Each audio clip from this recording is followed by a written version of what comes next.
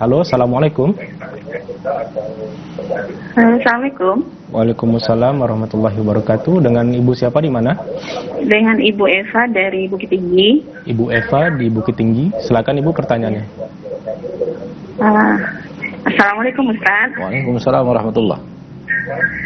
Saya ingin menanyakan Ustaz tentang masalah warisan. Nah.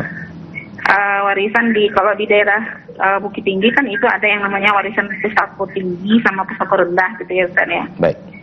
Nah, sementara yang pusako tinggi ini kan bukan hasil dari hasil dari pendapat orang-orang tua kita gitu, dari nenek-nenek moyang dahulu gitu. Baik. Nah, sementara apakah sesuai menurut syariahnya itu Ustaz, pembagian itu sementara Minang kan untuk yang perempuan, sementara untuk yang laki-laki tidak mendapat gitu. Baik. Apakah ini sesuai menurut syariah atau itu menyalahi? Saya mohon penjelasan dari Ustaz. Ya. Syukran Ustaz. Assalamualaikum warahmatullahi wabarakatuh. Waalaikumsalam warahmatullahi wabarakatuh.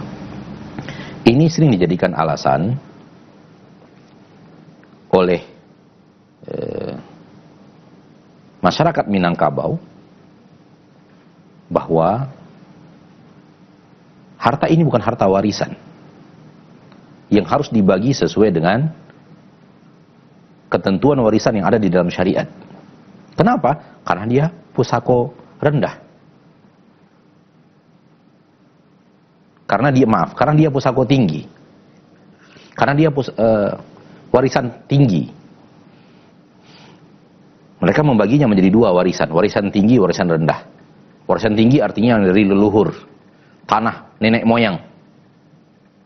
Adapun pusako rendah adalah penghasilan orang tua, hasil keringat orang tua.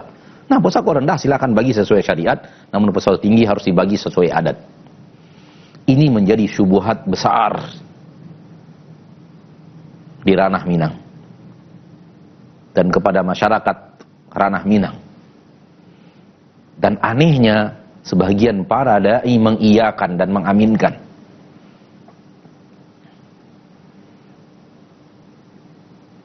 Dan salah seorang yang mengaminkan adalah seorang ustadz terkenal di Indonesia. Saya tidak tahu mau menyebut nama, namun bagi siapa di antara antum yang menyimak pasti mengetahui adanya orang-orang yang sangat terkenal di Indonesia mengaminkan itu. Ya. Dan mengira dirinya lebih mengerti. Dan menyalahkan seluruh dai yang mengajak untuk benar-benar kembali kepada Al-Quran, hadis secara totalitas. Baik pusako rendah atau pusako tinggi. Tak ada yang namanya pusako rendah dan pusako tinggi dalam syariat. Di dalam syariat yang wafat menurunkan harta kepada yang hidup. Dan ketika harta yang wafat diturunkan kepada yang hidup, Allah yang membaginya.